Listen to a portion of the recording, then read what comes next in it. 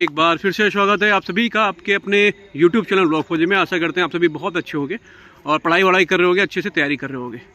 अभी CPU SI 2024 का जो मेडिकल डेट है वो आ गया है, यानी कि 15 सितंबर से और 23 सितंबर के बीच में आपका मेडिकल हो जाएगा। यानी कि 2024 के जो एस्पिरेंट्स हैं उन लोगों से एक छोटी सी रिक्वेस्ट ये है कि क्या नहीं करना है अभी और क्या करना है अभी, पहली बात तो। और दूसरी बात, अगर आप लोगों का CPU का मेडिकल और CGL का पेपर दोनों साथ में पड़ता है तो किसको दें, किसको स्किप करें, उस पर भी चर्चा होगी कि आपके नंबर किस हिसाब से अगर बन रहे हैं तो आपको CPU देना चाहिए या CGL देना चाहिए। ठीक है, पहले हम बात करते हैं किसकी, CPU की जो 15 सितंबर से 23 सितंबर के बीच में जो आपका मेडिकल है उसमें करना नहीं, क्या क्या नहीं करना है। पहली बात तो आप लोगों को कोई भी एक्सरसाइज अभी मत करना, यानी कि हाँ करो पर ज़्यादा ना करो। बहुत अगर मन कर रहा है कि नहीं हमसे रहा ही नहीं जा रहा साहब, पेट मोटे हो जाएंगे, बहुत दिक्कत हो रही है, तब आप थोड़ी बहुत एक्सरसाइज कर लो। ज़्यादा के चक्कर मत पड़ना, नहीं तो दिक्कत हो जाएगी। आपको कोई भी इंजरी होगी डॉक्टर नहीं सुनेगा, डॉक्टर तुरंत ही आपको बोल देगा कि आप रीमेडिकल पे चले जाओ। रीमेडिकल हो गया फिर तो आप समझ लो कि रीमेडिकल में बहुत ही कम चांसेस रहते हैं पास होने के, बहुत कम चांसेस रहते हैं। ऐसा नहीं रीमेडिकल पास नहीं होता, लेकिन चांसेस बहुत कम रहते हैं। तो मेरी एक छोटी सी रिक्वेस्ट है कि आप लोग को कोई इंजरी ना हो, इसके लिए आपको कोई भी ऐसा स्पोर्ट्स या फिर कोई भी ऐसी रनिंग या फिर कुछ भी ऐसी हेक्टिक चीज़ मत करना जिससे आपके शरीर को दिक्कत महसूस हो। ठीक है, दिक्कत हो आपको, पहली बात तो। दूसरी चीज़, मेडिकल आप लोगों ने करा लिया होगा गवर्नमेंट हॉस्पिटल में जा करके, या फिर कहीं पे भी आपको अगर डाउट होता है कि नहीं भैया यहाँ पे दिक्कत हो सकती है, यहाँ पे जैसे कि अगर हाथ में आपके पसीना आ रहा है ना, और कई सारी चीज़ें हैं आपके, अगर पैर जो है वो फ्लैट फुट है अगर, तो कई चीज़ें हैं, आपको मैंने बताया भी है कि आपको क्या करना था। अभी हो चुका है वो चीज़ें, अभी चीज़ें ख़त्म हो चुकी हैं। अब 7 दिन 8 दिन बचा हुआ है। फ्लैट फुट के लिए जो मैं आपको बता चुका हूँ पहले भी, एक शूज़ आते हैं उनको ले लो तो बेहतर रहेगा। एक्सरसाइज भी होती है, उनको पहन के एक्सरसाइज कर लो। बीच के जो तलवा होता है ना, उसमें बीच में कुछ ऐसी चीज़ रखो जिससे कि आपका पैर जो है थोड़ी देर यानी कि ऐसे हो जाए। तो ये कोई बहुत बड़ी चीज़ नहीं है, डॉक्टर चाहता है तो निगलेक्ट भी करता है, कई चीज़ें डॉक्टर निगलेक्ट कर देते हैं।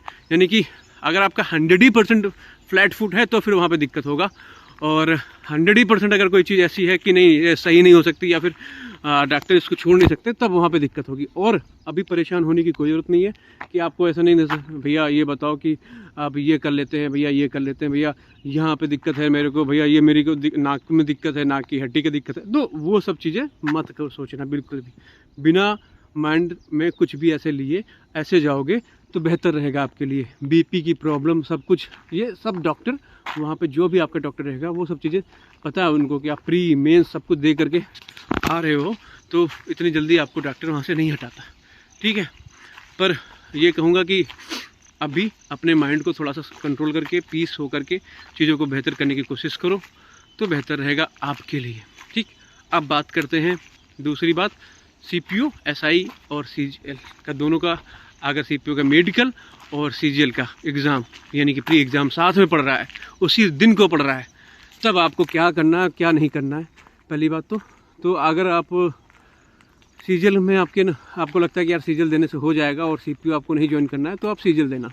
ठीक है, अगर आपके 280 से नंबर ज़्यादा हैं तो मैं कहूँगा कि CPU देना। CPU में अगर आपके 280 से नंबर ज़्यादा है प्री और मेंस को मिला करके, तब आप CPU दे सकते हैं, उसकी आपकी ज्वाइनिंग जल्दी हो जाएगी और पैसे ठीक ठाक मिलते हैं, 60 से 65 हज़ार रुपये। 4200 गेट पे की जॉब है, बढ़िया, कोई दिक्कत नहीं होती उसमें। ठीक है, आप स्किप कर सकते हो वहाँ पे अगर आपके नंबर किसके इसके नंबर ठीक ठाक हैं CPU के। अगर नंबर ठीक नहीं है तो फिर CGL को देना। ठीक है, ये रही बात। और अगर आपके डिफरेंस उसमें है शिफ्टिंग में, तो मेरा एक छोटा सा रिक्वेस्ट है, प्लीज़ ज़रूर CPU को देना और CGL को भी देना, दोनों एग्ज़ाम देना प्री। CPU का मेडिकल और CGL का आपको प्री ज़रूर देना, नहीं तो बाद में आप पछताओगे कि नहीं भैया मुझे CGL देना चाहिए था, मुझे भैया यहाँ पे नहीं। कई बच्चे ऐसे हैं जो देखता हूँ कि वो CGL के लिए थे और CPU में आ गए, और फिर उसके बाद में होता है कि पछताते हैं कि कहते हैं कि भैया गलती हो गई, यहाँ पे आ गए, फंस गए यहाँ पे, ऐसा यानी कि बहुत चीज़ें फिर बोलते हैं वो। तो अभी मैं आपसे छोटी सी रिक्वेस्ट कर रहा हूँ, अगर आपके माइंड में ऐसा है कि नहीं मुझे सिविल जॉब करनी है और मुझे यूनिफॉर्म जॉब नहीं पसंद, या फिर मुझे डिसिप्लिन में रहना नहीं पसंद, तो वहाँ पे फिर आपको मैं यही है कि आप फिर CGL ज्वाइन करो, CGL का पेपर दो, CGL ही निकालो। ये एक छोटा सा है। एक और छोटी सी रिक्वेस्ट ये है कि अगर आप सीजीएल को लेकर के अच्छे से पढ़ रहे हो और सीपीयू का आपने प्री और मेंस दोनों दे लिया है और आप ये नहीं चाहते कि नहीं, आप सिर्फ ये चाहते हो कि मैं सीआरपीएफ की एक वैकेंसी लेकर के उसको छोड़ दूं या सीएसएफ या दिल्ली पुलिस की एक वैकेंसी लेकर उसको छोड़ दूं और सीजीएल में चला जाऊं, तो रिक्वेस्ट ये है प्लीज़, आपके जो भाई है ना वो भी मेहनत कर रहे हैं उस चीज़ के लिए। किसी को दिल्ली पुलिस पसंद है तो किसी को सीएसएफ और किसी को बीएसएफ, तो आप अगर उसकी वैकेंसी को लेकर के छोड़ते हो ना तो सबसे ज़्यादा पाप पड़ेगा आपको दुनिया में। सबसे ज़्यादा अगर किसी को पाप पड़ेगा तो सबसे ज़्यादा पाप आप ही को पड़ेगा। किसी के आपके परिवार को आपने बसने नहीं दिया, यानी कि अगर कहें तो मेरा एक छोटा सा विनम्र अनुरोध आपसे ये है, प्लीज़ सोसेबाजी मत करना, दिखावे मत करना, ठीक है कि नहीं यार हमने तो ये छोड़ा, हमने तो वो छोड़ा, हमने सीपीयू छोड़ा, हमने ये छोड़ा, ठीक है ना। किसी को वैकेंसी आप अगर छोड़ोगे ना, यानी कि अगर आपने नहीं गया पेपर देना तो किसी को मिल जाएगी वो, तो आप उसके बाद सीजीएल लेकर के अगर यानी बीएसएफ या सीआरपीएफ या सीआईएसएफ लेकर के छोड़ोगे तो वो भौकाल मत दिखाना प्लीज़, ठीक है ना। ठीक है, फिर इतना रिक्वेस्ट है छोटी सी, अपने बड़े भाई की छोटी सी रिक्वेस्ट को एक्सेप्ट कर लेना।